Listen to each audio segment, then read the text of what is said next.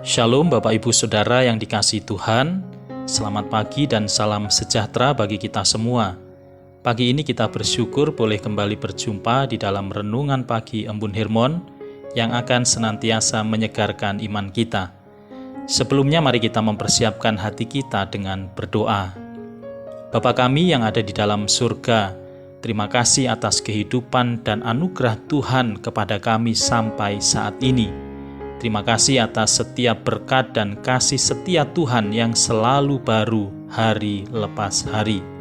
Tuhan, kami mau mendengar firman-Mu.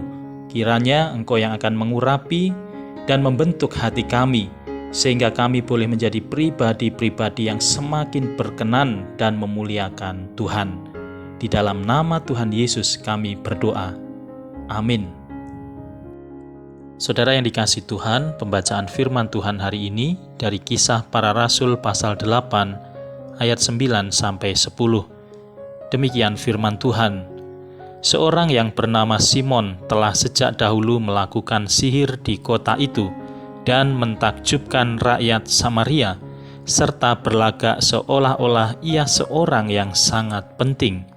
Semua orang, besar kecil, mengikuti dia dan berkata, "Orang ini adalah kuasa Allah yang terkenal sebagai kuasa besar." Saudara yang dikasihi Tuhan, kitab Kisah Para Rasul berisi tentang karya Roh Kudus yang begitu dahsyat, yang memperlengkapi dan memakai para rasul untuk melaksanakan pekerjaan Allah di dunia ini. Rasul-rasul diperlengkapi dengan otoritas dari Roh Kudus untuk bersaksi tentang Yesus Kristus, baik melalui perkataan dan juga melalui kuasa untuk melakukan mujizat-mujizat. Salah satunya Roh Kudus memakai Filipus untuk bersaksi kepada orang-orang yang ada di Samaria. Dan dari pemberitaan yang disampaikan Filipus, ada banyak orang yang akhirnya menjadi percaya dan menerima Tuhan Yesus sebagai juru selamat. Dan ketika rasul-rasul di Yerusalem mendengar bahwa tanah Samaria telah menerima firman Allah, maka mereka mengutus Petrus dan Yohanes untuk pergi ke situ. Ada seorang Samaria bernama Simon. Ia telah menjadi percaya dan telah dibaptis. Bahkan, ia senantiasa mengikuti Filipus di dalam pelayanannya.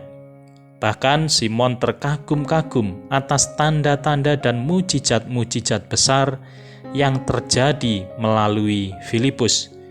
Walaupun demikian, ternyata Simon masih membawa tabiat manusia lamanya. Alkitab mencatat bahwa sebelum menjadi percaya, Simon adalah seorang yang merasa dirinya sangat penting.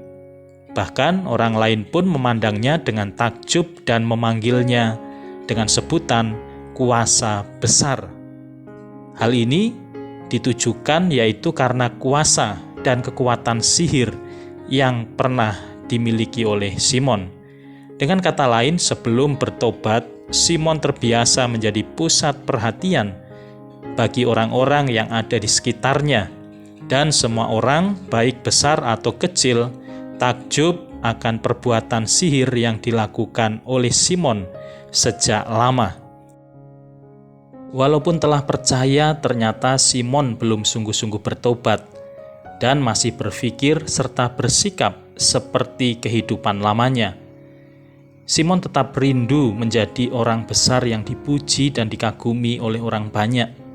Dan ketika Simon melihat bahwa Roh Kudus dicurahkan kepada setiap orang karena rasul-rasul itu menumpangkan tangannya, maka ia pun ingin memiliki kuasa yang sama seperti yang dimiliki oleh Petrus dan juga Yohanes. Ia kemudian menawarkan uang kepada rasul-rasul itu dan berkata, "Berikanlah juga kepadaku kuasa itu, supaya jika aku menumpangkan tanganku di atas seseorang, ia boleh menerima Roh Kudus." Saudara, karena sikap dan perkataannya ini, maka Petrus menegurnya dengan keras. Petrus berkata, "Binasalah kiranya uangmu itu bersama dengan engkau, karena engkau menyangka bahwa engkau dapat membeli karunia Allah dengan uang. Tidak ada bagian atau hakmu dalam perkara ini, sebab hatimu tidak lurus di hadapan Allah. Jadi bertobatlah dari kejahatanmu ini dan berdoalah kepada Tuhan supaya Ia mengampuni niat hatimu ini. Sebab kulihat bahwa hatimu telah seperti empedu yang pahit dan terjerat dalam kejahatan. Saudara yang dikasihi Tuhan Yesus, dari kehidupan Simon kita dapat belajar bahwa ketika kita percaya kepada Yesus dan dibaptis, itu tidak menjamin hidup kita benar-benar mengalami pertobatan dari manusia lama. Ada banyak cara yang dipakai oleh iblis untuk membawa kita kembali kepada kehidupan lama kita. Di antaranya, ketika kita merasa haus akan pujian, penghargaan, ketenaran, atau kemuliaan-kemuliaan duniawi. Ini dapat menjadi jerat bagi kita kembali kepada kehidupan lama. Tuhan Yesus berkata, "Setiap orang yang mau mengikut Aku, ia harus menyangkal dirinya, memikul salibnya setiap hari dan mengikut Aku." Kemudian Rasul Paulus juga menegaskan kepada kita, barang siapa menjadi milik Kristus Yesus, ia telah menyalibkan daging dengan segala hawa nafsu dan keinginannya. Menjadi percaya dan mengikut Kristus, kita harus rela untuk menyangkal diri, memikul salib, bahkan menyalibkan daging dan hawa nafsu serta keinginannya. Kita harus rela kehilangan hak dan ego kita demi berkenan kepada Kristus.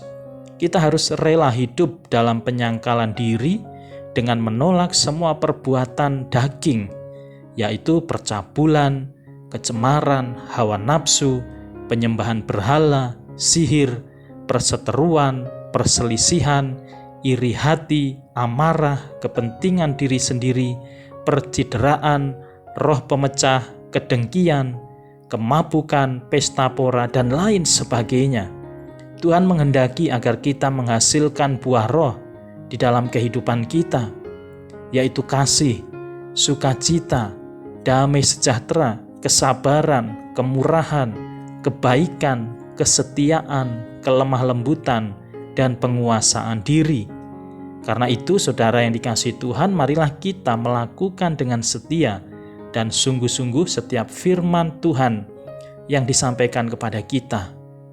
Karena kita percaya ketaatan kitalah yang akan membawa kita menikmati hidup di dalam sukacita dan damai sejahtera oleh Kristus Yesus Tuhan kita. Amin. Saudara yang dikasihi Tuhan, mari kita berdoa. Bapa di dalam surga, terima kasih Tuhan untuk firman yang boleh kami dengar hari ini. Ajari kami Tuhan untuk terus setia mengikut Engkau dengan ketulusan dan ketaatan kami. Terima kasih Tuhan, kami mau menyerahkan kehidupan kami sepanjang hari ini. Kami percaya Tuhan akan memberkati setiap pekerjaan, pelayanan, rumah tangga, dan juga setiap pergumulan kami. Yang sakit disembuhkan di dalam nama Tuhan Yesus, yang lemah dikuatkan, dan yang sedih dihiburkan di dalam sukacita Roh Kudus. Kami juga mendoakan bangsa dan negara kami Indonesia. Kami percaya Tuhan melawat dan memulihkan bangsa kami, dan kerinduan kami ya Tuhan, banyak jiwa-jiwa yang boleh melihat kebenaran di dalam Tuhan. Terima kasih Tuhan, kami menyerahkan kegiatan dan aktivitas kami sepanjang hari ini di dalam rancangan dan anugerah Allah yang penuh damai sejahtera. Saudaraku, arahkanlah hatimu kepada Allah dan terimalah berkat Tuhan. Tuhan memberkati engkau dan melindungi engkau. Tuhan menyinari engkau dengan wajah-Nya dan memberi engkau kasih karunia. Tuhan menghadapkan wajah-Nya kepadamu dan memberi engkau damai sejahtera. Di dalam nama Tuhan Yesus Kristus, Juru Selamat dan Penebus hidup kami berdoa dan bersyukur. Haleluya. Amin. Saya mengucapkan selamat beraktivitas, tetap semangat dan jaga kesehatan kita semua. Sampai bertemu kembali dalam renungan esok hari. Tuhan Yesus memberkati.